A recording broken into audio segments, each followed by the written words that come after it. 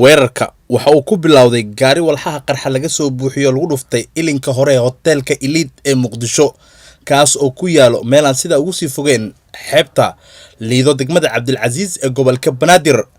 waxaana xigay rag hubeysan oo gudaha u galay hoteelka iyo waliba hotel kale oo lagu magacaabo Dolphin kaas oo ku dhagan hoteelka Elite ee Muqdisho dadka geeriyooday iyo kuwa dhaawacmay waxa ku jira shaqaale dawladeed oo ay kamid yihiin agaasimo waaxeedyo ka tirsan wasaaradaha dawladda federaalka Soomaaliya waxaana kamid ah dadka geeridooda la xaqiijiyay ilaa hadda agaasimiye xiriirka gobolada wasaaradda warfaafinta dhaqanka iyo dalxiiska xukuumadda Soomaaliya Cabdirasaaq Cabdi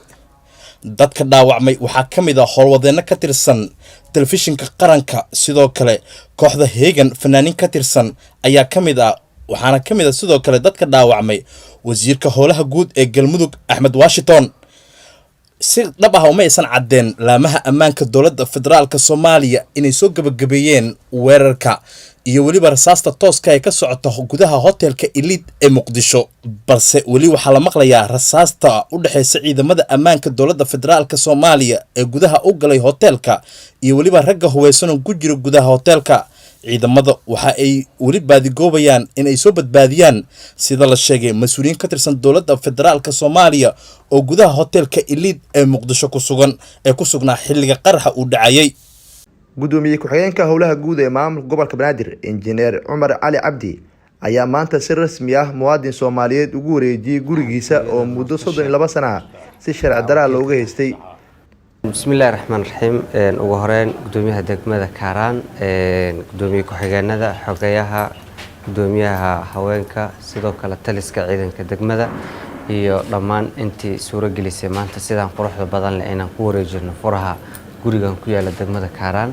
cidda iska lahayd uu ka maqnaa 32 sano muddada 32 sano waxa ahay qof kale oo muwaadin ah qofka 32 sano hayana muusan dhihin waxaan u baahanahay xoog iyo maaragtay in lagaaga baneeyo wuxuu la macaamilay degmadu waxay la xiriirtay gobolka Banaadir si loo xaqiijiyo dokumentiyadooda ugu dambeyn waxa la xaqiijiyay dokumentiyada dadka inay leeyihiin kadib waxaan u garanay in maaragtay dadkan ay ahaayeen dadka iska lahaa dokumentiyada waxaan la socodsiinay ninkii hay guriga muddada 32 sano ah markii aan cadeeyna kadibna waa uu ku qancay maanta wuxuu nagu wareejiyay furaha asigoo qanacsan wax maaragtay eedana aan tabanaynin waxaan ku wareeji doonaa insha Allah maanta qofkii iska lahaa oo ay soo wakiisheen dhaxaltooyada reer Xasan Cabdi Axmed dhaxaltooyadaas aan ku wareejinayna ayadoo fulina aysan ahayn dhibaatana ka dhacin iska horimaadna ka jirin si nabad ahna lagu soo wareejiyay furahan si nabad ahna aan ku wareejinay dadka kale muwaadiniinta oo guryaha kala haysto oo maaragtay sida sharci darrada ahna waxaan rajaynaynaa in sidaan oo kale ay u wareeji doonaan ayadoo lagu qanacsan yahay wax dhibaataan aysan ka jirin dhaxaltooyada Nuurta Sheekh wakiilka tahay furahan aan ku wareejinaynaa guriga waa fiirisay wax dhibaato ah ma qabo waa ku qanacsantahay inaan ku wareejino maanta kalfadhigii maanta ee golaha wakiilada Soomaaliland oo uu shir gudoominayay gudoomiye Baasha Maxamed Faarax ayaa waxaa loogu qaybiyay xeerka kufsiga oo wax ka bedel iyo kaabis lagu sameeyay waxaana la faray xildhibaanada inay soo akhristaan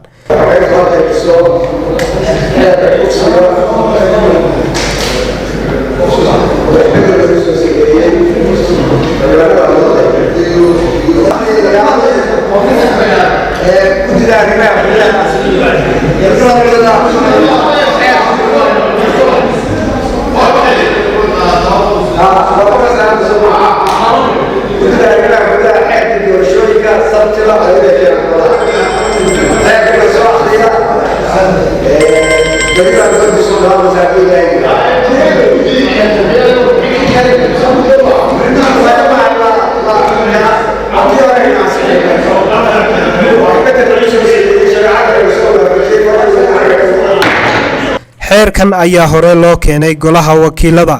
waxaana ku jiray qodobo aan waafaqsanayn sharciga islaamka arintaas oo ay culimada iyo bulshada qaybaheega kala duwan hore uga qayliyeen isla markaana dhalisay muran iyo khilaaf baahsan balse gudoomiyaha golaha wakiilada Soomaaliland Baasha Maxamed Faarax waxa uu maanta sheegay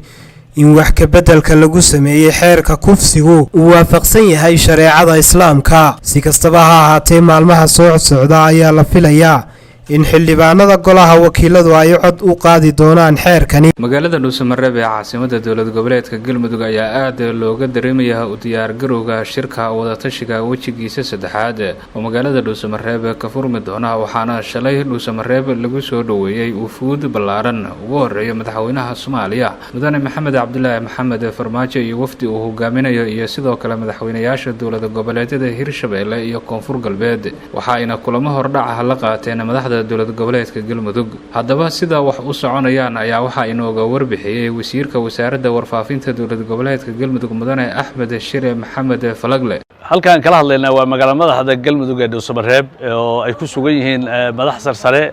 oo Soomaaliya ah. shalay toole waxaa magaalada dhuusamareeb yimid ama galmudug caasimadeeda yimid wafdiyo kala duwan oo Soomaaliyeed oo ka mid yahay madaxweynaha jamhuuriyadda federaalka ee Soomaaliya maxamed cabdulaahi farmaajo iyo wafdi ballaaran oo hogaaminayay, madaxweynaha Koonfur Galbeed Cabdicasiis Laftagareen iyo wafdi ballaaran oo hogaaminayay, madaxweynaha Hirshabelle maxamed cabdi waare iyo wafdi ballaaran oo hogaaminayay.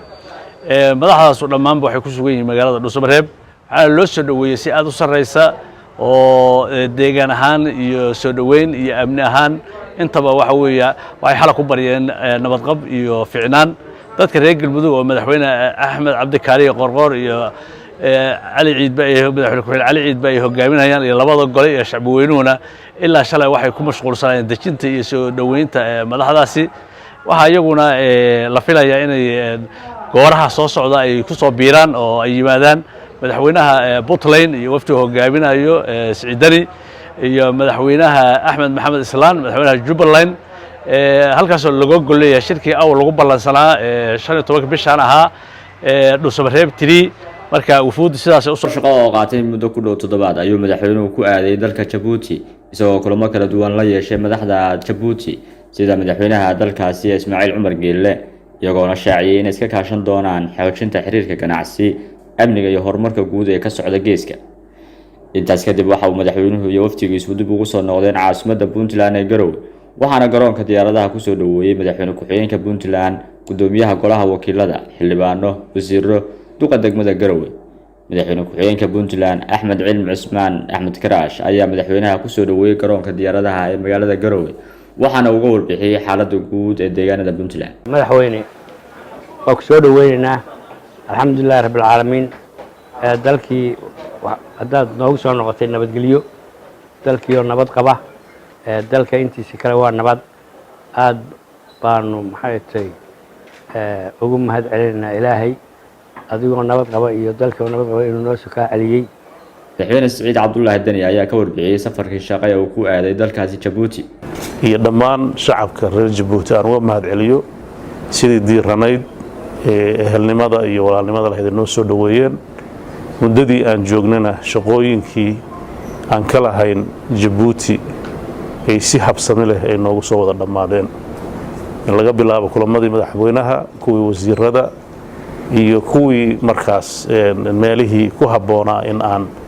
muddada aan jir ganacsina la leh. waxaan kulankeenu saldhigiisu ahaa in xaaladda dalkana iska wareysanno. waxaa labada dal guud ahaan Soomaaliya iyo Djibouti isweydaarsan karaan, gaar ahaan Puntland oo ay isweydaarsan karaan dhinaca horumarka ah iyo xiriirka ganacsina aan sii xoojinno. khibradaha iyo horumarada ay gaareen aan soo aragno. runtii kulan aad wuxuu ahaa wanaagsan. dhanka kale madaxweyne Dani ayaa dowladda federaalka ku eedeeyay inay ka gaabisay in aan weli la soo magacaabin ra'iisul wasaare sii wada hawsha. dabcan sida lala socdo cid walba ay dareemayso, dalka Soomaaliya wuxuu galay marxalad kala guur. waxaa socda maraaxishii muddaxileedkii dowladda federaalka uu gabagaba yahay, oo aan rajaynayno in doorashooyin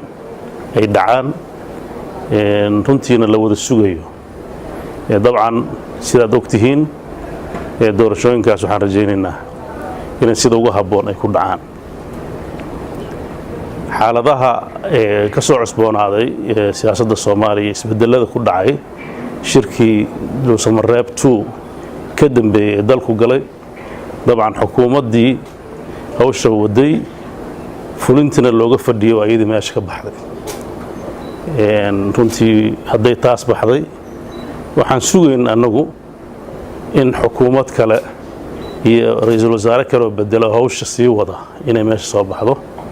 waxaa muuqanaysa inaan weli dhinacaas la aadin dhinacyo kalena la aadin runtii arrintaas puntland weli waa ay tashi bay ka fiirsanaysaa wayna ka tashanaysaa